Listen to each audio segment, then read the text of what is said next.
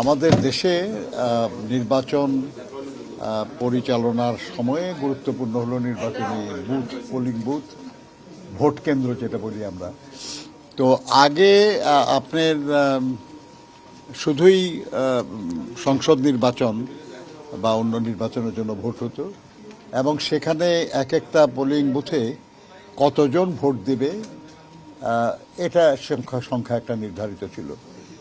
আমরা দেখলাম যে এমনিতেই তো ভোটারও বেড়ে গেছে, সেজন্য সেখানে ভোটার সংখ্যা একটু বাড়া স্বাভাবিক আর কি। কিন্তু অন্যদিকে এবার যে ভোটটা হচ্ছে সেই ভোটে দুটা ব্যালট থাকছে, একটা হলো সংসদ সদস্য নির্বাচনের ব্যালট আর একটা হলো গণভোটের ব্যালট।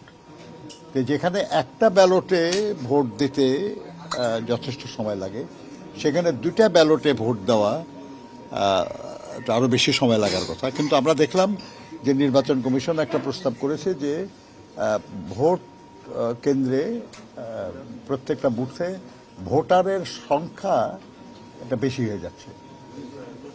তো এই বিষয়টা আমরা নির্বাচন কমিশনের নজরে নিয়ে এসেছি যে আমরা চাই যে সব ভোটার যেন ভোট দিতে পারে, কেউ যেন ভোটের অধিকার থেকে সুযোগ থেকে বঞ্চিত না হয়। কিন্তু যেখানে একটা ভোট দেওয়ার জন্য যে পরিমাণ ভোটার ছিল একটা বুথে, আপনারা এই সংখ্যাটা অনেক বাড়িয়ে দিয়েছেন, অথচ ভোট হবে একটা ব্যালটে না দুটা ব্যালট। এটা কি করে সম্ভব? মানে এটা অনেক লোক তো ভোট দিতে পারবে না। ওনারা বলেছেন যে তারা এই নিয়ে নিজেদের মধ্যে আলোচনা করছেন তারা, এবং আগামী রবিবারে সম্ভবত তাদের নির্বাচন কমিশনের একটা মিটিং আছে, সেখানে তারা বিষয়টা নিয়ে আলোচনা করবেন তারা যে কিভাবে সব ভোটাররা নির্বিঘ্নে ভোট দিতে পারে। সেটার জন্য পোলিং সেন্টার, বুথ, ব্যালট, যে ভোট দেওয়ার জন্য যে ব্যালটের সিল দেওয়া হয়, ওটা বুথে একটা জায়গায় সিল দেওয়া হয়। তো ওনারা ওটার সংখ্যা বাড়াতে পারেন কিনা, একটু বিভিন্ন জিনিস, বা ভোট দেওয়ার সময় যেমন ধরেন 8টা থেকে 4টে, সেটা 7:30 থেকে 4:30 করা যায় কিনা, বা কোনোভাবে একটু সময় বাড়ায় সবাই ভোট দেওয়ার অধিকার নিশ্চিত করা যায় কিনা, বুথের সংখ্যা বাড়ানো যেতে পারে। এগুলো অনেক কিছু তারা মাথায় আছে। আমরা পরামর্শ করেছি, এরা সামনের রোববার দিন তারা এটা নিয়ে কথা বলবেন, এবং কথা বলে যে সিদ্ধান্ত তারা নেবেন, আমরা যদি মনে করি যে সেটা যুক্তিসঙ্গত এবং বাস্তবসম্মত, গুড এনাফ। আর না হলে পরে আবার আমরা নিশ্চিত তাদের সঙ্গে কথা বলবো, কারণ আমরা চাই যে সব ভোটার যেন নির্বিঘ্নে ভোট দিতে পারে। আপনাদের পরামর্শ কি ছিল? বুথ সংখ্যা বাড়ানোর পরামর্শ ছিল?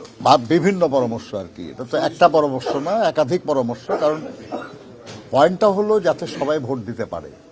কিভাবে পারবে আর কি, যেমন ধরেন সময় বাড়ানোর তো একটা প্রস্তাব আছে, কারো কারো পোলিং বুথ বাড়ানোর প্রস্তাব আছে, কারো ব্যালট বাক্স বাড়ানোর প্রস্তাব হতে পারে, মার্কিং প্লেস আপনার মানে সংখ্যা বাড়ানো যেতে পারে, যাতে করে তাড়াতাড়ি হয় আর কি।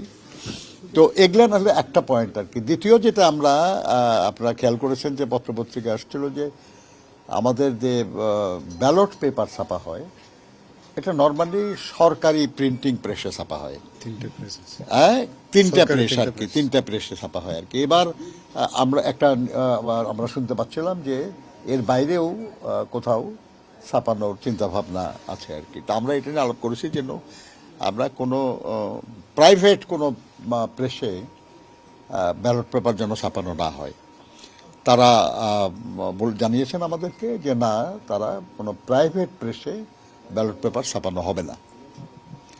3 নম্বর আমরা যেটা আলোচনা করেছি, সেটা গতবারও আমরা আপনাদেরকে বলেছিলাম যে আমরা আলটিমেটলি নিশ্চয়ই সব নাগরিকের ন্যাশনাল আইডি হবে, ভোটার আইডি হবে, আমরা আশা করি। কিন্তু এত দ্রুত হয়তো সবার হওয়া মুশকিল, সেই জন্য আমরা বলেছিলাম যে শুধুই ন্যাশনাল আইডিকে বা এটাকে ক্রাইটেরিয়া না করে যেন পাসপোর্ট আর কি, কারণ ন্যাশনাল আইডি যেমন সরকারের একটা প্রতিষ্ঠান দেয়, পাসপোর্টও সরকারের আরেকটা প্রতিষ্ঠান দেয়, এটা কোনো প্রাইভেট অর্গানাইজেশন না, সরকার। অতএব সেটাকে রিকগনাইজ করা এবং দরকার হলে সেটা ভেরিফিকেশনও করতে পারে নির্বাচন কমিশন। যে যদি মনে করে যে কারো পাসপোর্ট এটা সঠিক কি সঠিক না, তারা ভেরিফিকেশন করতে পারে। কিন্তু পাসপোর্টকে ভোটটা হওয়ার ব্যাপারে এটাকে একটা ভ্যালিড ডকুমেন্ট হিসেবে গ্রহণ করার ব্যাপারে আমাদের তরফ থেকে আমরা বলেছি। তারা বিদেশে যারা আছে, প্রবাসে যারা আছে, তো আপনার যারা প্রবাসী বাংলাদেশি যারা, তারাও আমাদের সঙ্গে কিন্তু এই ব্যাপারটা নিয়ে কন্টিনিউয়াসলি যোগাযোগ করতেছে যে তারা ভোটার হতে চায়, কিন্তু তাদের তো ন্যাশনাল আইডি নাই, অতএব ভোটার হতে পারছে না, অতএব আমাদের তার পাসপোর্টকে যেন বিবেচনায় নেওয়া হয়। আপনি এখানে খেয়াল করতেছেন যে 1,76,000 অলরেডি হয়ে গেছে। এটা তো সংখ্যা মোটামুটি বেশি মনে হয়, কিন্তু বিদেশে যে পরিমাণ বাংলাদেশি নাগরিক আছে সেই তুলনায় কিন্তু এটা মানে লিটল মোর দ্যান 1%, বুঝছেন না? কাজে আমরা চাচ্ছি আরো অনেক অনেক বেশি প্রবাসী বাংলাদেশিরা ভোটার হোক। তো সেই জন্য আমরা আবার আজকেও অনুরোধ করেছি যে পাসপোর্টকে যেন ভোটার আইডি করার ক্ষেত্রে ডকুমেন্ট, ভ্যালিড ডকুমেন্ট হিসেবে বিবেচনা করা হয় এবং প্রয়োজনে তারা এটা যেন ভেরিফিকেশনও করে নেয়। আমাদের নেত্রী, দেশনেত্রী বেগম খালেদা জিয়া, যিনি গণতন্ত্রের মাতা এবং এ দেশের দলমত নির্বিশেষে প্রত্যেক মানুষ তাকে শ্রদ্ধা করে, তার আশু রোগ মুক্তি কামনা করে, সবাই দোয়া করছে তার জন্য।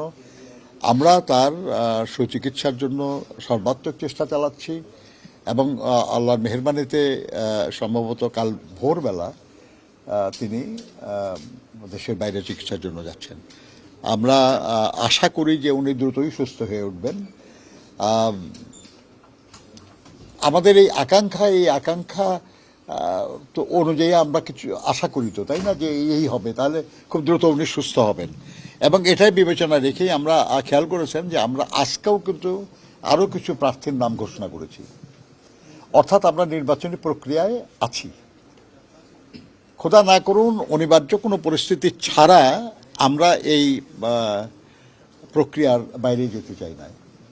তো কাজে আমরা আশা করি যে আল্লাহর মেহেরবানি নির্বাচনে তফসিল ঘোষণা হতে পারে, যা খুশি, কিন্তু উনি দ্রুতই সুস্থ হয়ে আমাদের মাঝে ফিরে আসবেন এবং এসে উনি এই প্রক্রিয়ায় যুক্ত হবেন ইনশাআল্লাহ।